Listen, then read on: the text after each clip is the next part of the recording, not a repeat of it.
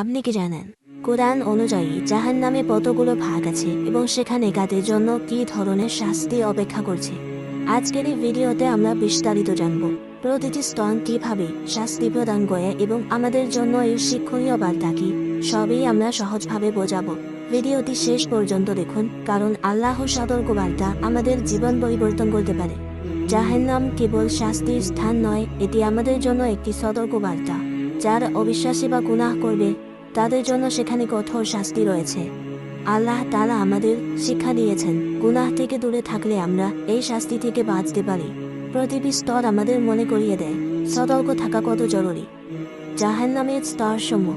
Level 1। প্রথম স্তর হলো জাহিম। এখানে সাধারণ অবিশ্বাসীদের শাস্তি দেওয়া হয়।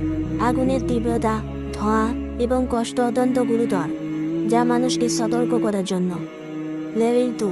লাজার। তৃতীয় স্তর হলো লাজার, যারা ন্যায়ের বিরুদ্ধে গেছে বা অন্যকে কষ্ট দিয়েছে।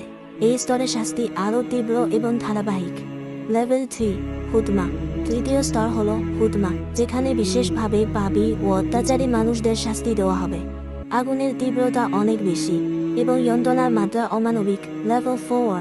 সাইর। চতুর্থ স্তর হলো সাইর, যারা ন্যায় বিচারকে বাধা দিয়েছে। এই স্তরে শাস্তি কখনো কমানো হবে না। লেভেল 5। কেন্দ্র। জাহান্নামের চরম স্তর। পঞ্চম স্তর হলো জাহান্নামের কেন্দ্র। এটি সবচেয়ে ভয়ঙ্কর স্তর, যেখানে চরম আগুন, ধোঁয়া এবং অপ্রতিরোধ যন্ত্রণার পরিবেশ। কেবল আল্লাহর রহমতের উপর নির্ভর করে কেউ এখানে থেকে বাঁচতে পারবে।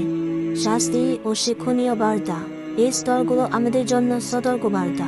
আমরা যদি আল্লাহর রাস্তায় চলি, নেক আমল করি এবং গুনাহ থেকে বিরত থাকি, তাহলে আমরা এই ভয়ঙ্কর শাস্তি থেকে রক্ষা পাব। প্রতিটি স্তর আমাদের শেখায় সতর্ক থাকা ও নেক কাজ করা কতটা জরুরি। এটি আমাদের জীবনকে সঠিক পথে পরিচালিত করার জন্য একটি গুরুত্বপূর্ণ শিক্ষা। উপসংহার। আজকের ভিডিওতে আমরা জানলাম কোরআন ও হাদিস অনুযায়ী জাহান্নামের বিভিন্ন ভাগ ও শাস্তি। আশা করি এটি আপনাদের জন্য শিক্ষা ও সতর্কতার উৎস হবে। ভিডিওটি ভালো লাগলে লাইক দিন, চ্যানেলটি সাবস্ক্রাইব করুন এবং শেয়ার করুন, যেন আরও মানুষ ইসলামের শিক্ষা জানতে পারে। আল্লাহ হাফেজ।